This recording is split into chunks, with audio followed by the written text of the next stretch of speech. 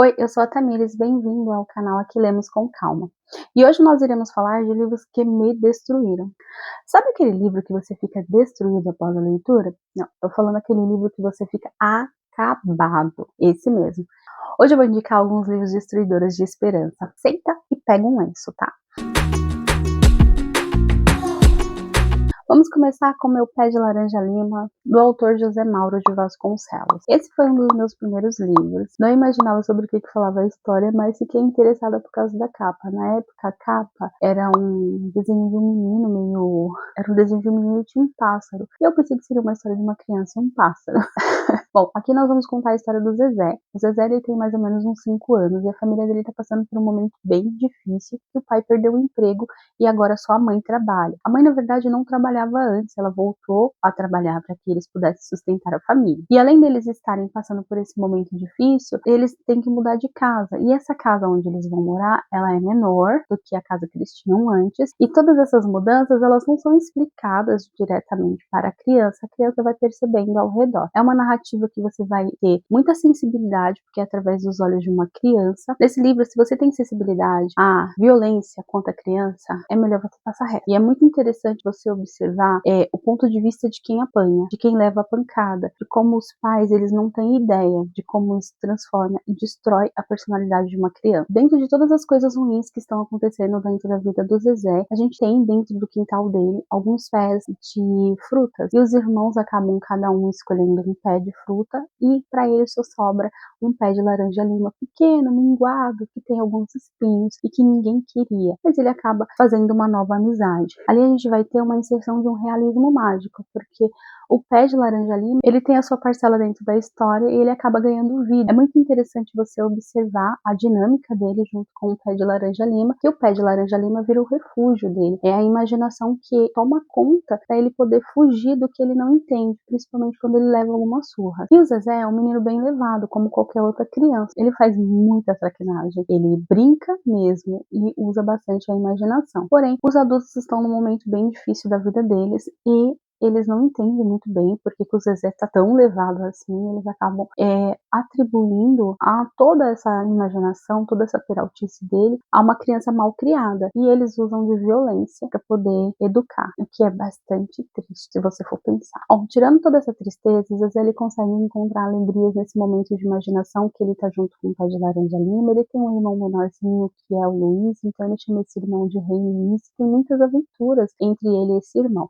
mas existem alguns capítulos nessa história que vai fazer com que você saia com o coração destruído. Um dos primeiros capítulos que mais me pegou aqui foi o Natal. O Natal foi bem complicado. Houve muita propaganda do Natal, mas infelizmente a família do Zezé está num momento muito crítico financeiramente. Bom, o Zezé, ele ouve falar que tem um local onde vão distribuir presente para as crianças. Nenhum dos adultos pode levar eles até lá porque eles estão trabalhando e todo mundo está procurando alguma coisa para fazer para poder arranjar um dinheiro. Inclusive a irmã que ele mais gosta, que é a Glória, que ele chama de Godoy. Essa irmã é uma das maiores defensoras do Zezé. Aqui ela trata ele muito bem. Ela sempre busca formas de evitar com que ele apanhe, porque geralmente essas surras, elas são muito fortes. Teve uma surra em questão que deixou o menino até de cama, para vocês terem uma ideia do nível de violência. Então ele não encontra ninguém que possa levar tanto ele quanto o Zé Luiz para receber, né, possíveis presentes do Papai Noel. Ainda assim, ele se arruma o irmãozinho mais novo e os dois vão caminhando até esse local. Porém, a distância é muito longa e o Rei Luiz é um bebê. Acho que ele tem de 2 a 4 anos mais ou menos, não me lembro ao certo. E ele, em alguns momentos, acaba carregando esse bebê, mas ainda assim ele é muito pesado e ele não consegue carregar o bebê durante muito tempo. E eles têm que andar no passo daquela criança um pouco mais lento. Quando eles chegam até o local onde estavam distribuindo esses presentes, eles chegaram atrasados. E essa é uma das cenas mais tristes que tem desse livro.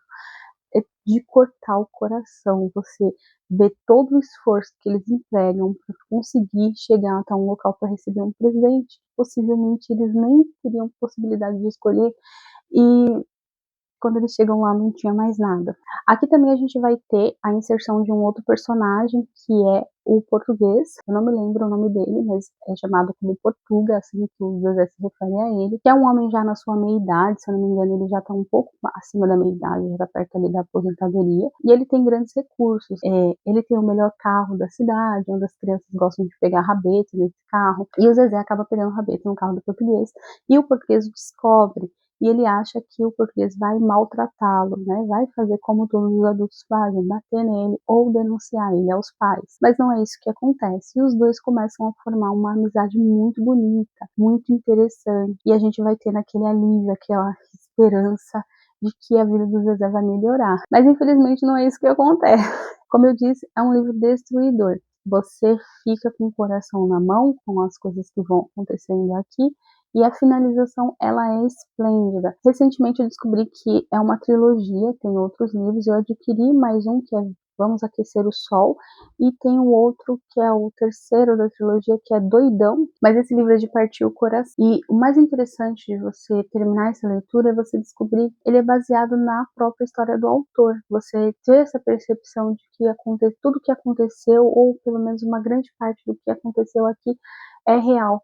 Faz com que seu coração doa mais ainda. E esse livro ele é tão destruidor que bem no início dele, aqui na dedicatória, que já faz o coração da gente ficar apertado e a garganta fechar. Meu peito de saudade para o meu irmão Luiz, o rei Luiz e minha irmã Glória.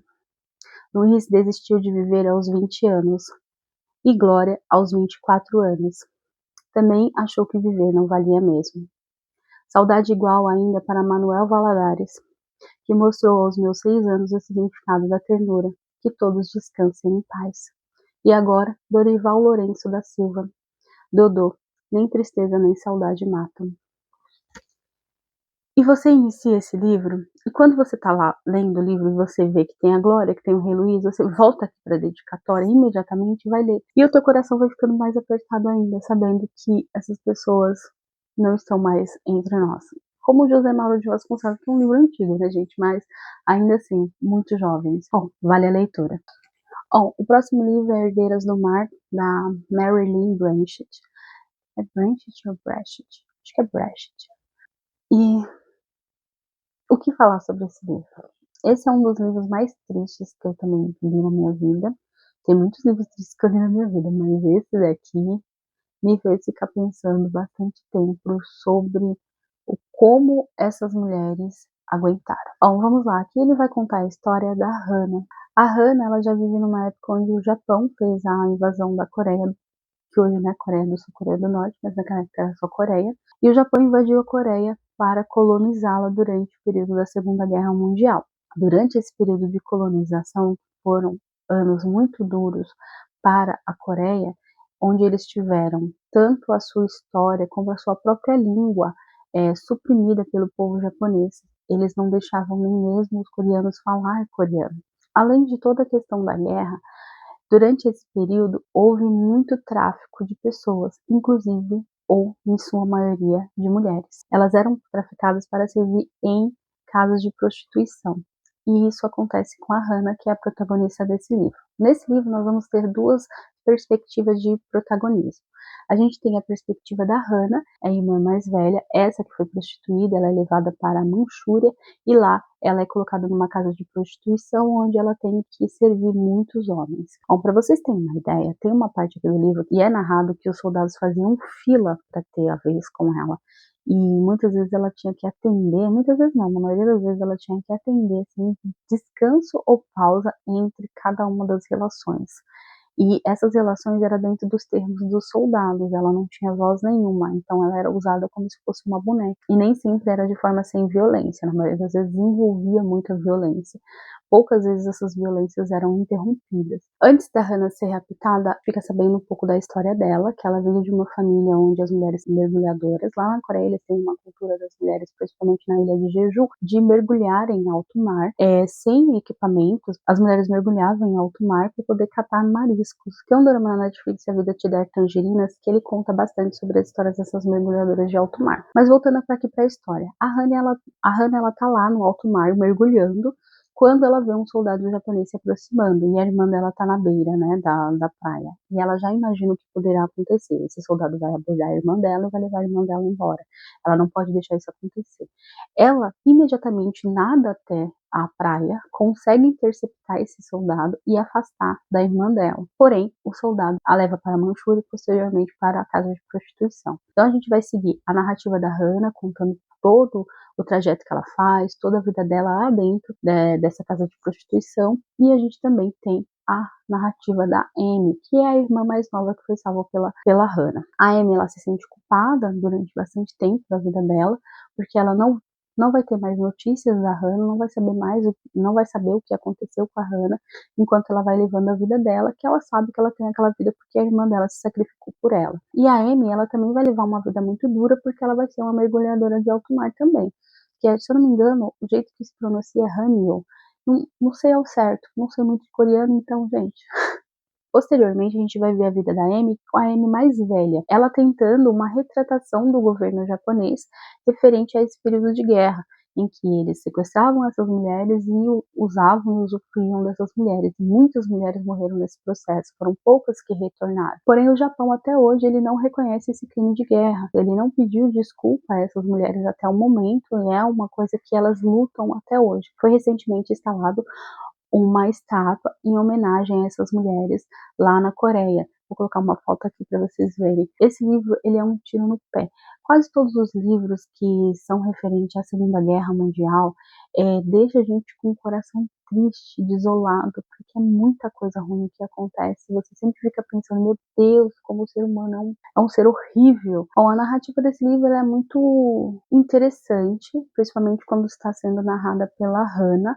A Hana, ela traz todo o sofrimento que aquelas mulheres passaram, mas ao mesmo tempo ela chega a trazer uma esperança, porque por mais que a vida delas esteja horrível, e é horrível mesmo, você ainda tem uma esperança de que ela vai conseguir sair daquela situação horrível e vai retornar à família dela. Bom, na finalização do livro, eu achei que a narração sobre a vida da Hana ficou um pouco lúdica. Lúdica, porque para mim não foi aquilo que aconteceu, mas eu acho que vai de interpretação. Não fui ler sobre, não vi se tinha entrevistas da autora falando sobre esse final, mas eu achei que o final da Hana houve muita imaginação correndo solta, que não exatamente foi o que aconteceu. Aí vai da interpretação de cada um. E o capítulo aqui que me deixou mais triste ainda continua sendo quase todos os capítulos da Hana, e você vai vendo essa mulher se apagando, não vai sobrando mais nada dela, e você vai vendo ela morrer aos poucos. É muito triste. Bom, o próximo livro é o Diário de Anne Frank, escrito pela Anne Frank.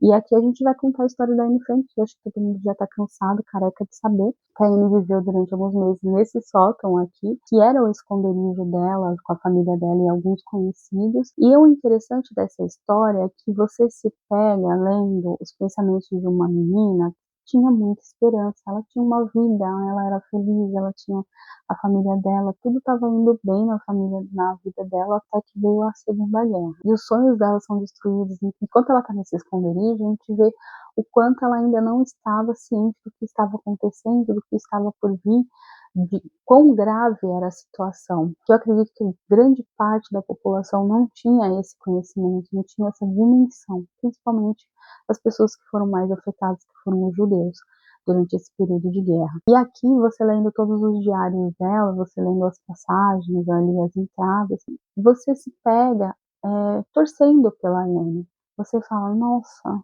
tomara que ela consiga. Aí você para e pensa, não, ela não conseguiu, porque os judeus, infelizmente, muitos padeceram. Você se apega a Anne, você vê o quão maravilhosa foi essa criança, que teve um destino tão cruel. Esse livro, ele faz com que você fique pensando em todas as pessoas que morreram no campo de concentração. Você fica pensando em tanta injustiça que houve nesse mundo, que ainda há nesse mundo, e faz com que você fique com o coração na mão. É impossível você ler isso aqui e você não se sentir compadecido, de você não ficar reflexivo, de você não derramar nenhuma lágrima. Eu acho que você tem que ser uma pessoa muito fria, ou você vai fazer essa leitura aqui de uma forma muito leviana, ou você realmente não prestou atenção no que você leu. Diário de Anne Frank, ele me tirou lágrimas em vários momentos que eu fiquei ali esperançosa que a Anne ia conseguir. Infelizmente, o pós-fácil desse livro é o que destrói a alma da gente, quando a gente descobre o que aconteceu com a Anne, o que aconteceu com a família dela. E somente, se eu não me engano, só o pai dela sobreviveu, acho que mais uma pessoa, mas eu não me lembro ao certo. É um livro que vale muito a pena você ler. Bom, agora vamos falar de Preço de Noiva, da Bushi Emechida. Esse livro eu também adquiri através da TAG. Conta uma história de uma família nigeriana. Essa família a gente tem o patriarca. Esse patriarca acaba falecendo e eles têm uma tradição que quando o patriarca da família morre, a esposa ele vai passar para o irmão desse patriarca, que virou, né, o novo patriarca da família. E a esposa tem que casar com esse cara, que seria o cunhado dela. Estranho isso? Estranho, mas é lá nessa época. Pelo que eu entendi, somente no livro Fique Comigo, lá na Nigéria, tem algumas tradições dos próprios povos, né, principalmente das tribos que eles têm, tem bastante tribos lá, e cada tribo tem a sua tradição. E aí nessa família a gente tem a mãe, a gente tem a filha e essa mãe tem 2 filhos, né, uma menina e um menino. A mais importante é a menina, que é a Kuna.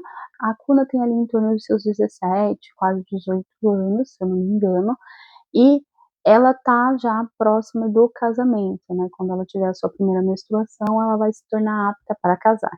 Mas a gente já tem aí uma transferência, um choque cultural, porque eles viviam numa região, que é ali em Lagos, se eu não me engano, que é muito mais bem estruturada e desenvolvida. Essas crianças, elas têm acesso à escola, elas têm toda uma rotina, existe toda uma rotina de como essas famílias vivem, de como eles se ajudam, que é interessante você ver bem ali dentro da cultura nigeriana. Porém, após a morte do pai deles, eles são obrigados a irem aonde a mãe vai. E a mãe, ela vai ter que retornar, né, ao interior. E aí eles vão para uma aldeia, que essa aldeia se chama Igbo, ou Igbo, acho que é Igbo. E a aldeia, ela fica em Ibuza, fica uma região mais afastada, mais pro interior ali, da onde eles estavam, que eles estavam, né, em Lago. Bom, nessa aldeia eles já vão ter um choque cultural, porque a mãe, ela cuidava dessas crianças mais do jeito ocidental. Então ela permitia muitas coisas que ali na tribo não são permitidas. Ela casa, né, com esse cunhado dela, que agora passou a ser o patriarca, e ela já tem toda uma pressão dentro da sociedade, porque ela só teve 2 filhos. E é interessante essas mães nigerianas ter quanto mais filho melhor. Porém, você vai perceber que existe um problema muito sério no país, que é a subnutrição. E essas mães geralmente morrem no parto por causa da subnutrição. Você tem que estar muito saudável para poder gerar uma criança, e nem sempre, na maioria das vezes, essas mães não estão. Então é muito um caso de 50%, né? Geralmente essas mães, elas vão engravidar e elas não vão sobreviver ao parto. A criança suga muito de uma mãe. Você tem que estar saudável para isso. E a Kuna, ela tem um sonho, não diria que é um sonho de ser professora, mas é o que a mãe dela almeja para ela, dela ser professora. A mãe tá lá ocupada com esse novo casamento, com essa pressão dela ter um próximo filho, e ela realmente engravida desse cunhado, e ela tá muito feliz, porque isso faz parte da cultura. Quando você vai ler livros que são fora da nossa cultura, fora do nosso usual, você tem que ler com a mente aberta, que vai ter muita coisa diferente do que a gente está acostumado. E a Kuna, ela continua, né, os estudos dela, e ela tem essa intenção de realmente ser professora como a mãe dela almeja. Porém, ela se apaixona pelo professor dela. Esse professor, ele é, se eu não me engano, alguns anos mais velho do que ela, mas é uma coisa pequena de diferença de idade, talvez de 3 a 5 anos no máximo. E não acho que seja um problema. A gente tem muitos outros problemas nessa história pra gente se focar nessa questão da idade. Porém, esse professor, ele é descendente de uma tribo que era considerada escrava. Então, dentro da própria Nigéria, eu fiquei surpresa com isso. Existia também um sistema de escravidão, mas não o sistema de escravidão que nós tivemos durante o período, né, de colonização. É uma escravidão que a pessoa, ela nasce escrava, ela não tem a libertação, faz parte de uma família que é considerada escrava, e essa família tem que servir outras famílias, né? E mesmo com a colonização, teve a colonização, veio os missionários também, e que eles tentam abolir essa escravidão. Então, muitas pessoas que eram, né, escravas, que eram obrigadas a servir essas famílias, elas não servem mais. Mas ainda assim, dentro da sociedade, elas são consideradas inferiores por ter sido escravos. Uma história que a gente já cansado de ver, que independente, né, da abolição da escravidão, não é tão simples assim, é uma questão cultural. E esse professor é descendente dessa família que é escrava, que tem, né, o estigma de ser uma família escrava. E a família dele é uma família que é bem-sucedida, é uma família que tem bastante dinheiro, tanto que o pai dele, o pai ou o avô, não, o avô dele, ele tem muito dinheiro, é considerado uma das pessoas mais ricas, né, ali da região, mas ainda assim, por ele ter sido um escravo, vir dessa família de escravo, as pessoas têm o preconceito, inclusive a tribo a qual a Cuna pertence. E o casamento está fora de questão entre os dois. A mãe é contra, e a mãe nem tanto, né? Mas a mãe ela é mais contra, não só pela questão dele ser descendente de escravo, mas é porque ela quer que a filha seja professora. Ela não quer que a filha case imediatamente. Ela quer que a filha tenha uma vida diferente da dela. E principalmente que a filha tenha um futuro. É isso que a mãe quer. A mãe ela acaba não sendo tão a favor desse casamento, mas sabendo pelo quanto que a filha vai sofrer. E ela já sabendo de todo esse sofrimento, ela se posiciona. O patriarca, que realmente não quer que esse casamento aconteça, não quer que a família dele se envolva com uma família que é de escravo. Lá o preço de noiva ele é da seguinte forma: ele é um preço que ele não é tabelado, não é fixo, é conforme o que a família pode pagar e é feita uma negociação. Então, as duas famílias conversam o que pode ser feito para fazer aquele pagamento daquele casamento. Então, o noivo ele vai pagar pela noiva. Isso já não é mais praticado em muitas regiões da Nigéria, mas existem as regiões que ainda mantêm essa cultura, que mantém essa tradição, mas já não é bem visto lá dentro. Uma outra coisa também é que a mãe não quer que a filha case cedo, porque a mãe morre de medo da filha engravidar. E na verdade parece que ela tem até um conhecimento empírico de que se a filha engravidar antes, provavelmente essa menina não vai sobreviver ao parto, porque ela não foi nutrida o suficiente. Você vai percebendo que eles vão se alimentando de inhame, mas esse é o alimento principal. Vai ser inhame, arroz e algumas outras variações, mas carne é muito raro. Leite também você percebe que não há um consumo, inclusive de frutas e outros legumes frescos. É mais um inhame ali, então tem esse problema muito sério da subnutrição. Bom, esse livro é muito triste porque você vai percebendo que muitas mulheres elas não têm a opção de escolher o futuro delas, é só elas aceitarem aquela tradição. E muitas têm sonhos, têm esperanças, têm aspirações de um futuro melhor, mas infelizmente a própria cultura, o próprio povo vai matando essas mulheres aos poucos. E não só as mulheres, há também o reflexo de todo esse machismo em cima dos homens e também como essa sociedade tem dificuldade em seguir em frente devido à quantidade de tradições dos povos antigos, abarcar toda essa tradição das tribos, respeitar a sua própria história, o seu próprio povo.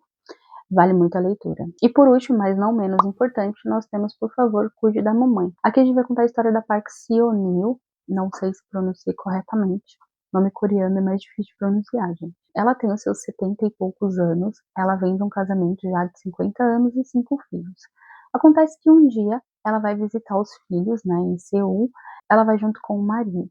Só que na estação de metrô, ela acaba se perdendo desse marido. Lá na Coreia, eles têm um costume, não só na Coreia, eu percebi que em alguns países asiáticos, eles têm um costume, principalmente o pessoal mais antigo, que são casados, em que a mulher anda alguns passos atrás do marido.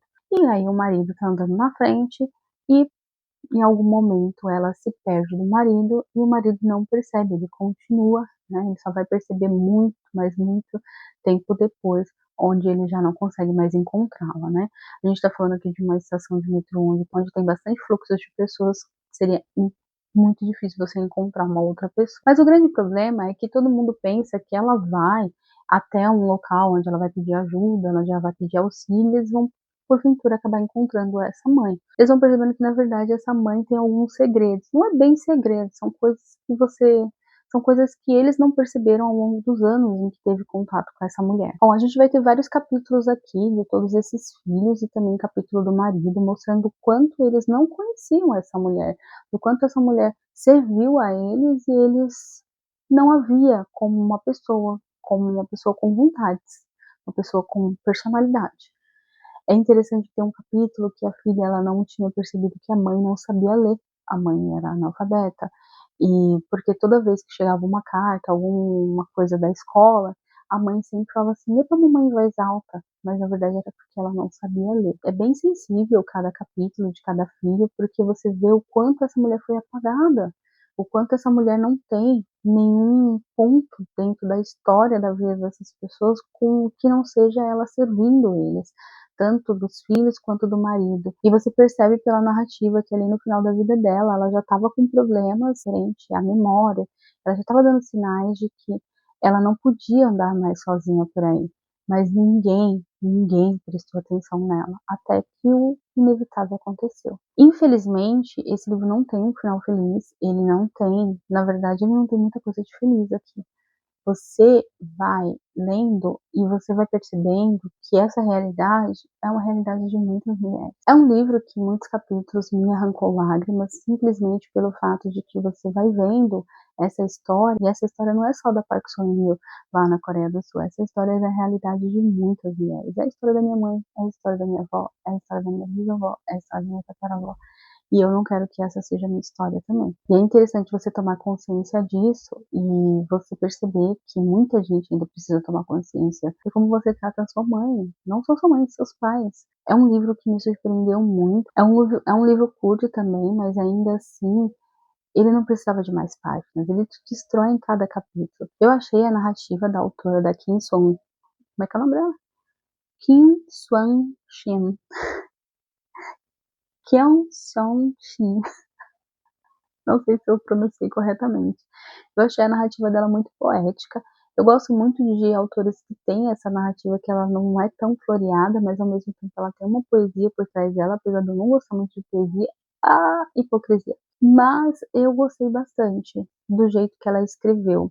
Eu achei que um ou outro capítulo precisava ter um pouco mais de profundidade, mas se você for ver, no geral, ela conseguiu passar o que ela queria passar, de como aquela mulher não era vista e como a maioria das mulheres não são vistas. É um livro que me deixou muito reflexiva e me fez, sim, chorar, principalmente com o desfecho da vida dessa mulher. Bom, e esses foram os livros que eu indiquei, que me destruíram. São livros que têm a sua sensibilidade, são livros que não são para qualquer pessoa. Não são livros grandes, são livros curtos, mais uma vez provando que livros curtos na maioria das vezes são complexos. Bom, se você gostou desse vídeo, considere se inscrever no canal, deixe o seu curtir, também deixe um comentário se você se sentir confortável para comentar aqui. Me conte qual a sua lista de livros destruidores de coração. Eu não sou uma pessoa fã de livros que fazem chorar, eu gosto de me surpreender com a leitura. Porém, muitas vezes eu pego um ou outro livro daqueles que eu sei que vai me destruir, mas que eu preciso fazer aquela leitura. E é isso, eu fico por aqui. Obrigada por ter assistido e até a próxima.